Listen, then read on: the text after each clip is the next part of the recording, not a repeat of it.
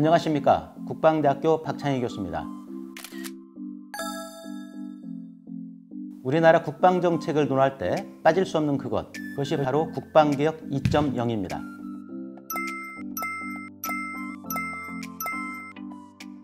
국방부는 2005년부터 국방개혁 기본계획을 시작으로 4차례의 수정안을 거쳐 국방개혁 2.0을 수립했습니다. 기존 국가안보에 대한 철저한 기조와 신념을 고수하되 기존의 관성을 뛰어넘는 국방개혁을 골자로 하고 있는데요. 그렇다면 과연 국방개혁 2.0이란 무엇인지 키워드로 함께 살펴보시죠. 국방개혁 2.0이라는 말을 꺼냄과 동시에 제일 먼저 받는 질문이 있습니다. 병력 규모 축소. 언제 어떻게 될지 모르는 상황에서 병력을 줄인다고? 북한군은 100만인데 우리나라는 축소하면 50만, 절반밖에 안 되네. 라며 국방력에 대한 우려를 많이 하는데요. 여기에서 우리가 반드시 짚고 넘어가야 할 것이 있습니다. 과거와는 너무도 달라진 전장 상황, 그리고 무기 트렌드입니다. 현재 미군은 개인이 휴대할 수 있는 초소형 정찰용 드론, 무인 헬기, 그리고 무인 함정까지 추진하고 있습니다. 세계에서 가장 많은 국방비를 투자해 천조국이라 불리는 미국이 최근 들어 무인 시스템에 주목하고 있다는 거죠. 왜 미국은 무인 체계를 비롯한 첨단 무기 체계에 막대한 투자를 지속하는 것일까요? 바로 현대전은 인해 전술, 즉 병사의 수로 밀어붙이는 것이 아니라 첨단 무기와 전략으로 최소한의 피해 그리고 최대한의 효과를 내는 것이 목적이기 때문입니다. 우리가 아무리 천만의 병력이 있더라도 적군의 무기 체계가 앞서간다면 패할 확률이 높다는 거죠. 세계는 이제 기계화 전쟁의 시대를 지나 정보화 전쟁의 시대로 돌입했습니다. 우리나라도 당연히 그렇습니다. 드론봇, 워리어 플랫폼, 아미 타이거 4.0과 같이 첨단 무기 체계를 도입해 정보화 시대에 대응 가능한 전략 시스템과 통합 방위 작전 능력을 키우고 있습니다. 또 군인 저마다 전문화된 기술을 갖춰 강한 군대, 정예화된 군대, 선진 강군으로 거듭나고 있는 것이죠. 이제 두 번째 키워드입니다. 국방 인력 구조의 변화는 당장 2년 뒤만 해도 우리나라의 병역 자원이 8만 명이나 줄어듭니다. 그럼 그 빈자리는 어떻게 할 것이냐? 이것이 가장 큰 이슈죠. 이에 국방부에서는 병력이 줄어드는 만큼 불필요한 업무나 과잉 인력은 과감히 덜어내고 효율적이고 탄력적인 인력 구조로 재편하고 있습니다. 현재 우리나라의 군 인력 구조는 피라미드형 구조인데요. 장교 7.1만, 부사관 12.7만, 병사가 38.1만.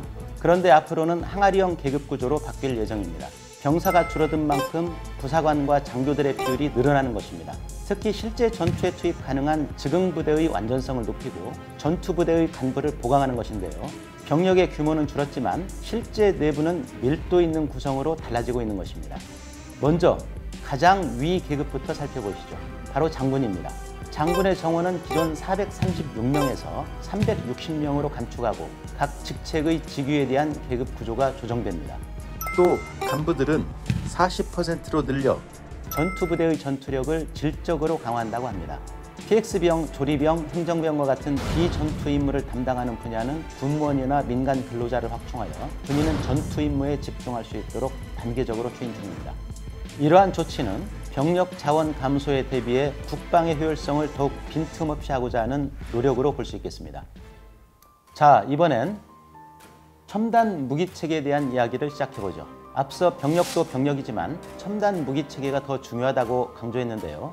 그럼 우리나라가 첨단 무기체계를 위해 얼마나 투자를 하고 있는지, 그러니까 우리 군의 예산이 얼마나 있는지부터 알아보죠. 지난해 우리나라 국방 예산은 50조 원을 넘어섰습니다. 그중 첨단 무기체계 증강을 위한 방위력 개선비는 올해 코로나19 상황으로 당초보다 일부 삭감되었음에도 불구하고 약 15조 7,600억 수준이며 현 정부 3년간 평균 9%씩 상승한 것이라고 합니다. 이것은 지난 10년간의 평균 증가율이 6.4%라는 것을 고려하면 놀라운 수준입니다. 그리고 전방위 위협에 대비하기 위해 핵 및 WMD 대응 체계를 발전시키고 F-35, 3,000톤급 잠수함, 군 정찰 위성 등 최신 전력을 적극적으로 도입하고 있습니다. 이렇게 국방개혁 2.0을 통한 전력 수준의 변화를 무기체계의 양과 질을 함께 고려한 전력 지수로 평가를 해보았는데요. 주요 지상 전력이 30에서 60%나 향상된 것으로 나타났습니다. 일과 후 병 휴대전화 사용, 일과 후 외출. 지난해부터 우리 장병들이 누리는 군 복지입니다. 많은 분들이 야 이게 가능해? 하며 놀랐던 제도죠. 네티즌들의 반응도 정말 뜨거웠습니다.